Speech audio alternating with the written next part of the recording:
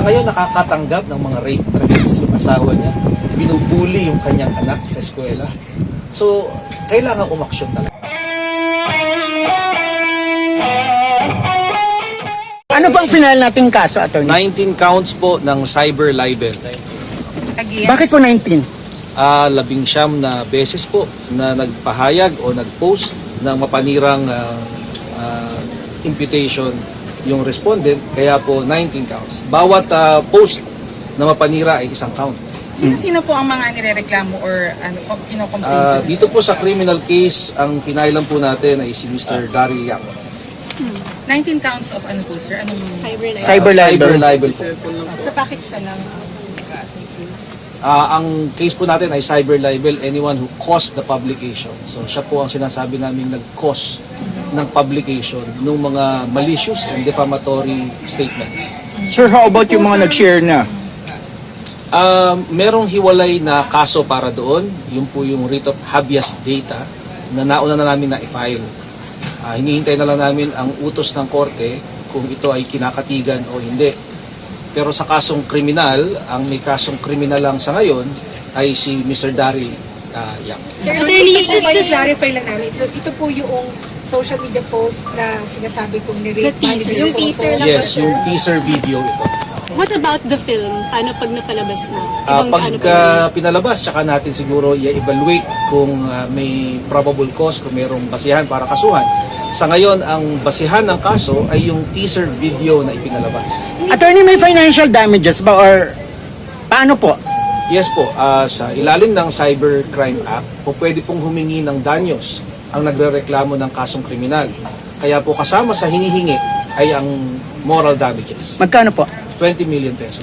Attorney, kung halimbawa kung mapatunayang mali sila, ilang taon? May kulong ba to? Hintayin natin siguro sa korte, no, na umabot ito at ang korte ang maghahatol ng pagkakulong. Meron po, may kulong. At ano yung prayer po ninyo? Ang prayer po sa criminal case ay ma-file po ito sa korte at makulong ang respondent sa criminal case po. Ako, may PRO po ba sa showing or anong hinihingi? Hindi po dito sa criminal case. Hiwalay pong kaso yung writ of habeas data and we will comment on that pag po lumabas na yung order ng korte. Pero hiniling nyo na po ng inyong Yes kampo. po, meron pong hiwalay na kaso. Okay, patigil the trailer, the showing. Lahat po ng paglabag sa privacy ng aming kliyente ay nais namin ipatigil. Kaya po sako po doon yung pagpapalabas ng anumang teaser video na sumasaklaw sa kanyang privacy na walang consent ng aming kliyente. Attorney, sinabi ni Bossing wala daw nag-consult sa kanila, nagtanong man lang. Ano Yung doon? po ang basihan kung bakit nag-file kami ng writ of habeas data dahil walang consent. At sa ilalim ng ating Data Privacy Act, ang mga sensitive personal information, hindi mo pwedeng i-collect, i-process, i-share, i-disclose nang walang pahintulot ng data subject. Kaya yun po ang basihan ng reklamo. Attorney, nangyayari po ba kayo ng advance copy ng movie? Hindi, yung teaser video lang mismo ang aming basihan ng pagdidemanda. Attorney, when will we be knowing the verdict? Meron namang... We don't know yet kung kailan lalabas yung order ng korte. Sa ilalim ng rules, within 48 hours from the filing, maaari ng aksyonan ng korte ito. So ito ay na-file 2 days ago. 2 days ago. Dito rin po? Dito rin po sa RTC. So hinihintay po namin anytime today or tomorrow, probably, or Monday. So Attorney, nalaman niyo ba kung anong production outfit yung... Sentiments po ang kasama sa kinasuhan namin dun sa writ of habeas data. Sino po may-ari nun, sir? Si Daryl Daryl. Attorney, anong sinasabi nito tungkol dun sa mga nag-share, ng mga teaser, nagpo-promote ng pelikula, damay sila sa Writ of Habeas Nagkukomento, gano'n? Yes po, kasama po kasi ang paglabag sa karapatang pantao, hindi po pwedeng sabihin good faith. Kung alam mo mapanira ito, huwag mo nang i-share o i-repost. No? Dahil kasama ka sa nagkokos ng publication.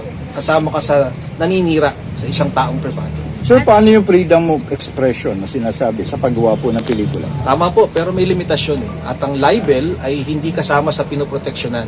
Malaya kang magbigay ng sarili mong katotohanan, pero hindi mo pwedeng ibenta at mamanira ng iba. Kaya maraming pelikula na gumagamit ng ibang mga alias, gumagamit ng ibang pamamaraan para hindi makasakit o makapanira ng iba. Pero ito, diretsahang tinawag na rapist yung aming kliyente. Attorney, marami po kasi nagsasabi ng mga netizens na mahilig sa twist si Daryl Yap. So, po pwedeng kapag daw, sinasabi niya kasi na wag munang husgahan yung movie. So, pwedeng at the end of the film, baka daw may twist na may bawi. Pero ganun yung sinabi ng teaser. Po pwede po bang may maiba kung sakaling iba pala yung direksyon ng movie in the end? Sa libel kasi, hindi yung intensyon ng writer o ng author ang mahalaga. Kung hindi ang epekto niya sa iyong biktima. So, it's not your good intentions that will matter.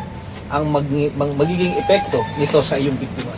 Sa ngayon, nakakatanggap ng mga rape threats yung asawa niya. Binubuli yung kanyang anak sa eskwela. So, kailangan umaksyon talaga. Si So, apektado- Nicole po, nakakatanggap ng rape Yes. threats? Pati mga comments, kung babasahin niyo yung mga comment dun sa mga post, nati-trigger ito dahil sa teaser video na inilabas. Whatever good intentions he might have, the effect is already there. So, attorney, talaga apektado yung pamilya? Apektado na. Sir, politically motivated ba to? Hindi namin masasabing politically motivated. We're only looking at the facts that we see them now. At ang nakita lang namin na facts, mayroong ipinost na defamatory sa aming kliyente. At yun ang aming inaksyon. Attorney, paano yung istorya kung galing mismo sa pamilya? O wala namang problema sa istorya. No? Ang pinoproteksyonan ng batas ay ang reputasyon ng taong sisirain mo, di ba? So kung may istorya ka, may tamang pamamaraan ng paghahayag ng istorya na hindi ka makakasira sa iba. Hindi naman ito ang unang beses na may gumawa ng pelikula tungkol sa ibang tao. So, kung hindi minention si Vic Soto, okay lang? Maraming paraan. Maraming paraan. We wouldn't want to teach them on how to do a proper movie. Siguro, specialty nila yon. Pero siguro naman kami ay may kaalaman naman ng konti sa batas at nakikita namin na may paglabag na nangyari. Sir, paano yung proseso ngayon from here? After you filed, what will happen in the coming days? Bibigyan ng kopya ang respondent at hihingi siya ng kanyang sagot. Pagkatapos niyang maghain ng sagot ay mag-evaluate ang fiscal kung may basihan o probable cause. At kung may probable cause, dadalhin sa korte at ang korte ang mag-i-issue ng warrant of arrest. Sir, ang showing is supposedly yata February. if I'm not mistaken. Given the timeline, aabot po ba yun na may makuhang resolution?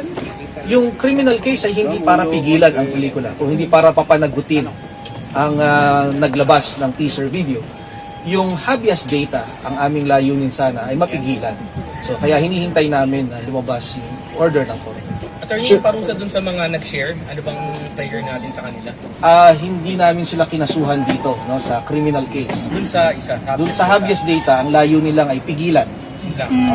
Para hindi na i-share. Namin sa korte na sila ipigilan at kung hindi sila susunod, korte na ang magpaparusa sa kanila. Walang pananagutan yung mga nag-share as of that. Sa ngayon po, wala. So sir, dito sa RIT, kasama dun yung dapat i-take down na yung Yes. mga posts. Yes.